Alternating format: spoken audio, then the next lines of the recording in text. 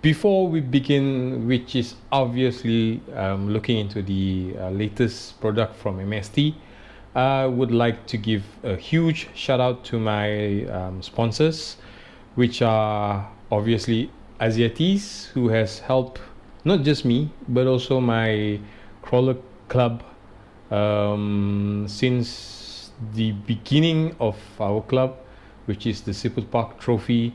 Asiatis has always been there and sponsoring us on the products and giving us support, and was with us in the Boom Racing Hong Kong Recon G6 in November 2016. Thank you to Ot6. I am a member of the team Ot6 Racing.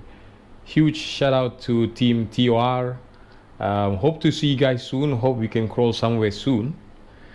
Hopefully. I don't know how that's going to happen, but hopefully. And obviously, the most recent one is Tikin, Team Tikin. I am so happy to be chosen as a Tikin driver. Thank you so much. Thank you so much for picking me. I hope I can represent you guys soon. Before we start again, I would like to clear the point, which is quite obvious, that I do have a different motor mounted on the chassis. It's only because I haven't received my RS2 ESC yet. It's on the way from the States to Malaysia. I think it'll probably arrive somewhere around this week. So once that's in, I will mount it up with the T30 Moto, 30-ton Moto Handwound Pro from Tikin, and I will install it here. The reason why I install this is actually a busted moto. The reason why I put this in here is just to get the feel on how to install it in the chassis, and just have a feel of the weight with the moto mounted. Okay, if you are following me on Instagram and in the Facebook, I think you would realize that I've already assembled the transmission, which is, let me just try and get you the transmission, the transfer case, and also the chassis. Did I enjoy building it? Yes, so far so good.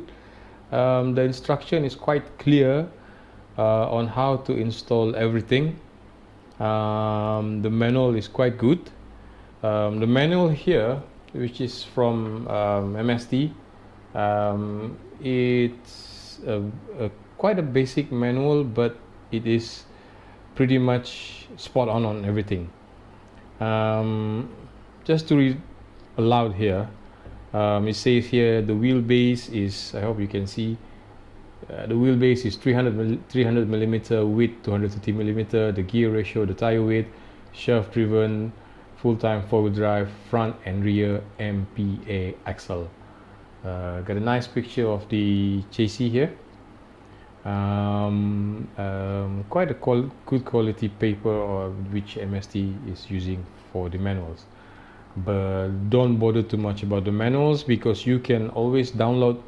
If you lose this, you can always download one from MST website or from SAT's website.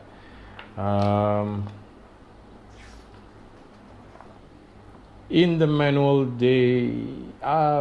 it's basically the same thing. They're showing all the parts which you should have inside the package, all the screws, all the nuts, all the gears and everything, all the plastic parts, all the chassis, everything. Now, one good thing about this manual, it's that every time, I think every company is pretty much doing the same thing, but I would just like to point out here. So every time you go to a different phase of the build, they will label which bags you should open first. Part bag 1, 2, 3. This is for the transmission, and they would lay out all the, they would lay out all the parts which are required for the face of the build. So the screws, the bearings, all the other parts are neatly shown here, so you can always refer. And it is a one what would you call that, one picture of the real thing. So the transmission, so the first step is to build a transmission, which is quite good. If I'm not mistaken, this is called a planetary gearbox. Haven't run it yet, but I'm very much stoked on getting this done soon. That's step one. Next, I will just keep through. Step two is the transfer case. Yeah. And step three is the frame rail. It's quite good. All the pictures are clearly showing what you need to install and how to do it. So next on my list of things to do is getting the links done. Before I go to that part, let me just flip this open and put it aside for a while. Before I go to that part, I've noticed one thing while building the chassis rail. Do pay attention to parts which is independent of others. For example, the rear tower shock. The rear tower shock is tied to the chassis via a lock nut. I hope you can see. Where's the light? Yes, I do need a better light. I do need a better lighting system, and I do need a better camera, but we'll just make do with what we have right now. So it's tied up with a lock nut. As I said, the rear shock tower is tied up with a lock nut, and you need to mount this before you mount everything else, because these are independent. The rest are dependent to each other, like the transfer case, the transmission, the chassis brace. Those are dependent of each other. So far this is what I have done. I do have to say the plastic quality is spot on. It's quite good. It's really good. So I have with me the part bag number 5. So these are for the links. So there you have it. The lower links, the upper links, and also the steering links are all done. I must say that this looks and feels solid, but I will have to test it out on the tracks. I will not go easy on this thing because I want to try it to the max. So I'll just assemble all this, and once it's done, we'll try it on the tracks. So the upper links will go directly to the chassis here, will be locked with a lock nut, and the lower links will go directly to the skid plate here. Right, I got the axles fully assembled. First glance, you won't see the difference between the front axle and the rear axle. This actually is the front axle, where you can see the knuckles can still move around on both sides. Yep, the knuckles are a bit huge. That's normal for portal axle, I guess. This is the rear axle. The only difference, like I've shown you earlier, would be this piece right here. This is the only difference between the front and the rear axle. This part right here is the one which locks the knuckles to the axle to make to ensure that the knuckle don't move around. That's the right word.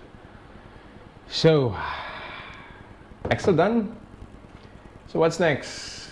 Next I got the link mount assembled earlier, so right now it's going to step 12 from, what did I say earlier, phase or what? whatever. So it's phase 6, step 12. This is to be attaching the damper. The damper or the shock is directly mounted on the C-hub, which is pretty interesting. Normally what you'll get from your normal axles, the shocks will be mounted right here, where your links will be mounted on. But for this portal axle design from MST, the damper is mounted on the C-hub. This is I think this is 70mm shocks. I'm not sure about the flex that you'll get from this thing, but I would probably one day change this into a droop setup. Probably put in a 100mm or 90mm and do a droop setup. That's my favorite setup. I got it in almost all of my rigs. So damper mounted, servo, what do you call it again? Servo mounted. Next on the list is to get the servo link to the servo horn. Since I'm going to use this servo, it's a pretty cheap servo. It's waterproof. It's from Power HD. It's a waterproof servo, 20 kilogram, torque power, decent enough. I'm using this in quite a number of my rigs. It's easy because it's already waterproof, so I don't have to do any more waterproofing on this. So I'm going to use this. It utilizes a 25 tooth servo horn. So I got one here. Normally get this from Asiatis. It's pretty cheap, but it's very sturdy. Alright, so I got the servo all mounted with the servo link and the drag link. This one is looking pretty close to the drag link, but I hope you can see it. I don't know whether I'm gonna face any issues with that, but right now I'm just not gonna care about that, because all I want to do for now is to assemble everything, test it out, and tweak here and there until I get the right kind of settings which I prefer. So don't know yet. Let's just give it a shot. Okay, next on the list is going to be the drive shaft. The drive shaft are made of plastics, so it's primarily made up of 3 components. You get a female, a male, then another male. Oh, sorry, not on camera. Again, the drive shaft has 3 parts primarily. First one would be the female. Oh man, I'm mixing my genders.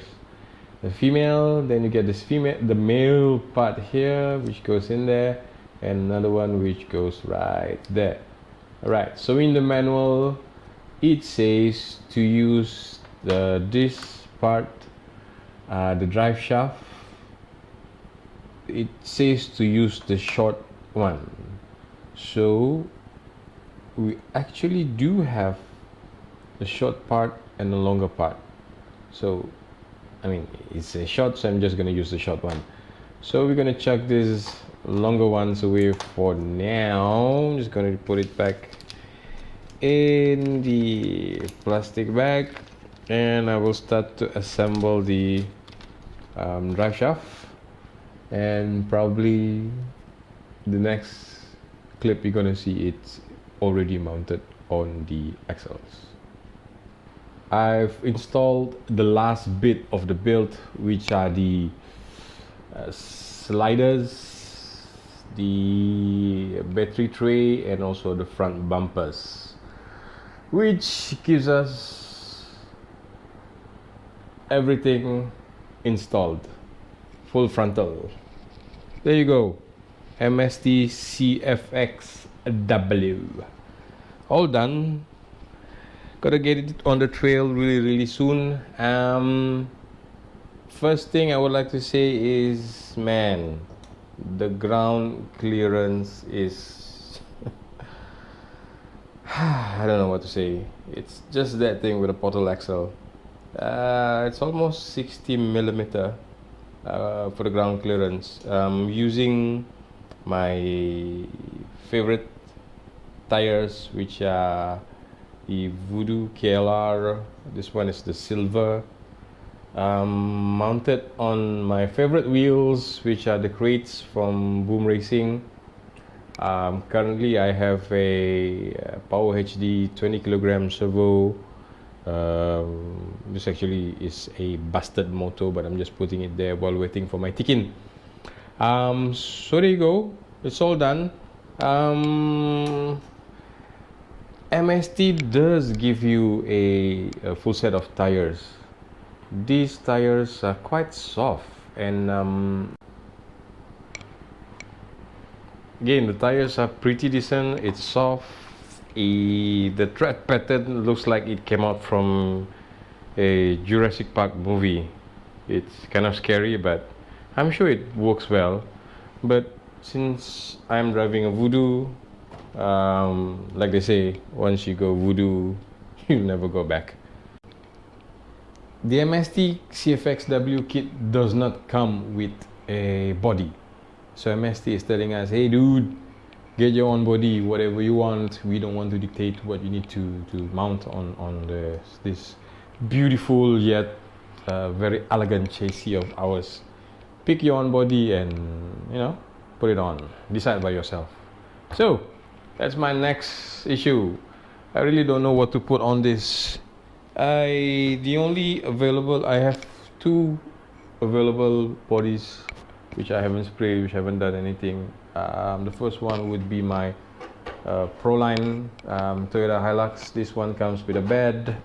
I think it's the latest release from Proline. I think everybody's using it right now because it looks beautiful.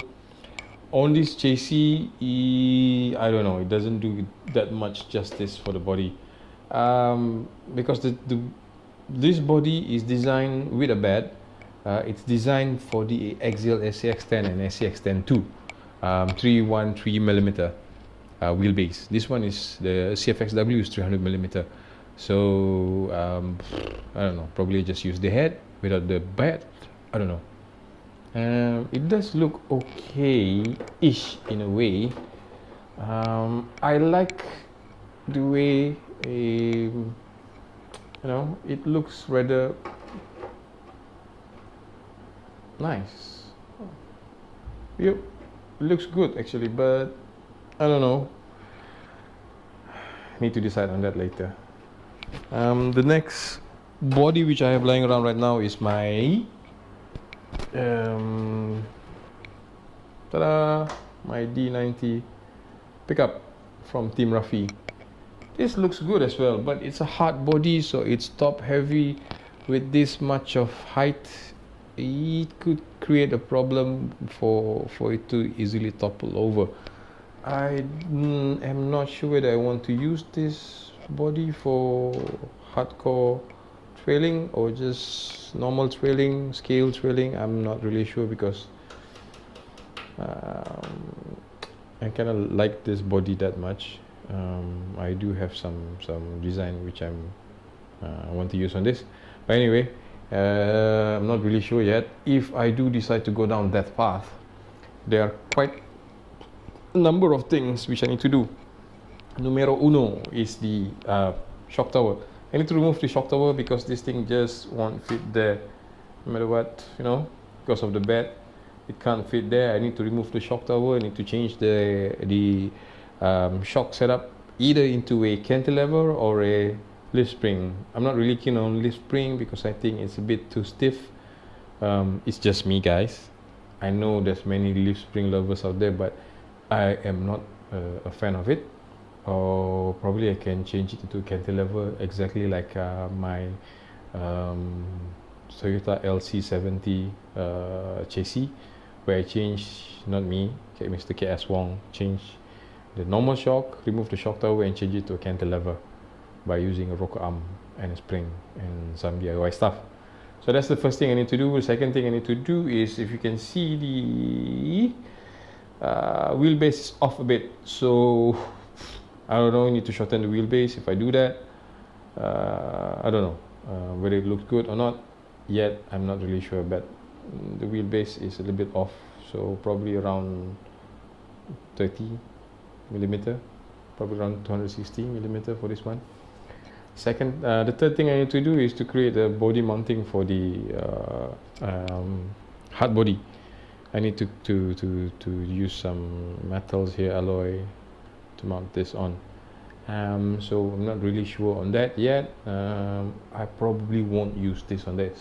Probably I use the D90 pickup on my Vatera Ascender. That's a good platform too, to be playing in scale. So coming back to this chassis, I really love it. The build is the journey of building it is quite enjoyable. The parts are in a quite good quality. Actually, it's very good. The materials and everything is spot on when you install it. I mean, when you start putting it on, then you realize that this thing is quite good, because all the parts fit in really nicely, and the fact that both front and back axle are ready to accept a servo is another plus. What else? What do you call this thing? Our transfer case. So it uses transfer case, front motor mounting, so there's plenty of options for you scale freaks to put in your interiors and whatnot. The flex with this original shock is not that much. I can say probably around 60 millimeter, 70 millimeter. I don't know, but the rear is quite good. For scale playing, it should be good, should be fun. But for hardcore, I think it needs to be changed. 70 millimeter probably just won't cut it. Probably I'll need a 90 millimeter on this. I don't want it to be too high, because it's already quite, the ground clearance is already quite good. So yeah, anyway,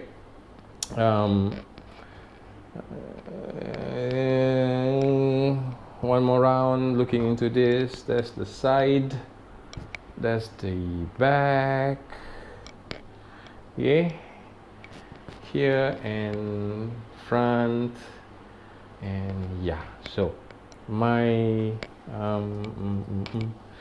I don't know, soon I'm gonna go out on a trail with this. I'm just gonna try it to the max. I want to try its capability, I want to try its durability, and I probably make another video and show you guys what's going on with that. So I'm happy with this. I'm just waiting for my electronics to come in for my motor and ESC.